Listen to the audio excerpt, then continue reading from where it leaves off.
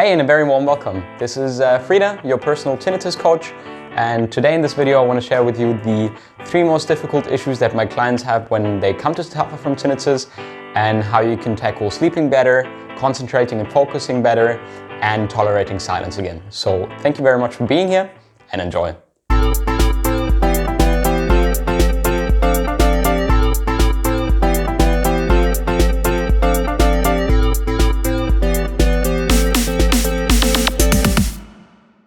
So when we come to suffer from tinnitus, many people don't understand that tinnitus actually in almost all cases is not dangerous. The reaction that we adopt is by far more severe and triggers us to release more cortisol and adrenaline, namely stress hormones.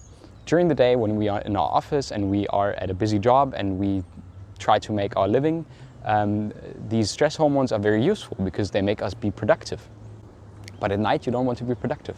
At night you want to calm down and not be playing sports or other things. At night you want to relax. Yeah, so how can we tackle this? How can we build a life with tinnitus without getting that reaction in, that cortisol reaction, that it doesn't allow us to, even sleep?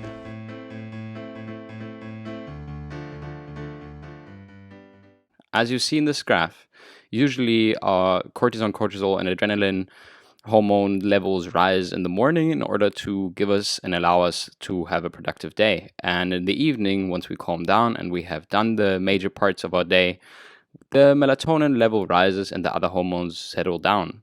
However, if you continue to feel stressed, for example, about your tinnitus, and you worry a lot about it, your brain, as I said, will try to secure its own survival, namely your survival, and will continue to stress you because surely it perceives that you are in a very stressed mode, therefore you're probably in danger. And this is very counterproductive for sleeping. Why should we just lie here for sleep to arrive and listen to our tinnitus when we know that it produces the reaction that we don't want, namely triggering cortisol and adrenaline reactions? And melatonin has no chance at all anymore. Because when you lie down and the only thing you listen to is your tinnitus in silence, I promise you, you will not find into sleeping. So I'll give you a better alternative. Just go and read a few pages in your favorite book and wait until you become sleepy again. Maybe you'll even drift off and stop focusing on your tinnitus and you'll be able to go to sleep in no time.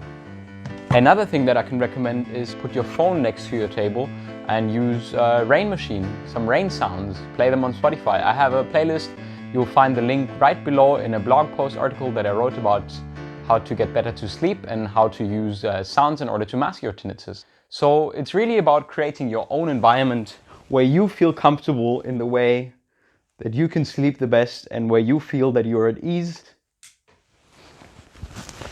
Usually we know that at nighttime it's calm and we're able to relax and calm down. But if you listen now, there's a lot of sounds around me.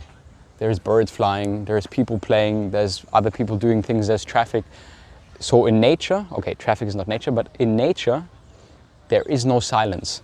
So silence is a man-made and humanly created concept that actually doesn't exist in that way. So maybe we don't need silence in our bedroom.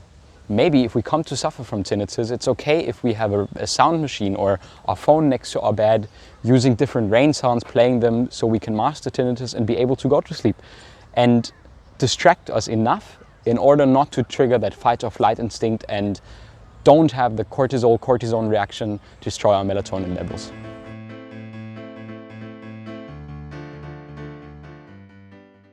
It's really all about how we address the tinnitus, how much space we give the tinnitus. If during your car ride to work you can hear your tinnitus and need the radio in order to mask it, in order to forget about your tinnitus, that's completely okay. If at work you prefer to wear headphones in an environment that's usually quiet in order for you to be able to mask your tinnitus, that's fine.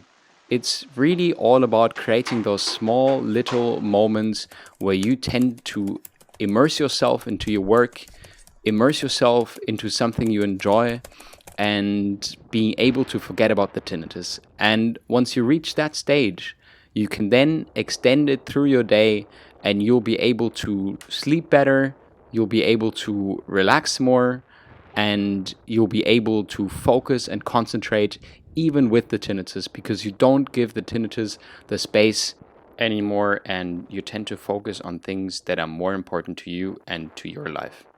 It might be a bit more tricky because it requires a bit of trial and error, but in essence, everyone can look for their own strategy, and that's why I'm a personal tinnitus coach. I coach people in order to find their personal strategy in order to live better with the tinnitus.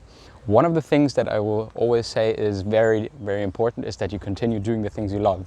So if you love being outside and you love playing basketball or going for a run, doing a workout outside, by all means continue to do that.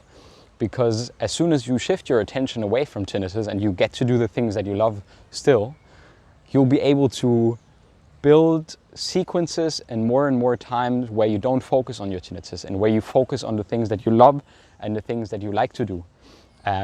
By this, the tinnitus has less and less importance in your life and becomes less and less intruding.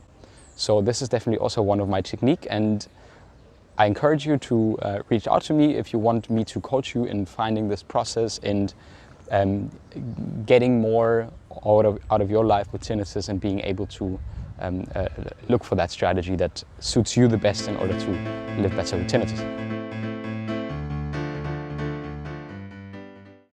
So if you ask me whether it's possible for everyone to climb the stairs on the way to coping with tinnitus, I will say yes, but for some people, surely it's more difficult than for other people.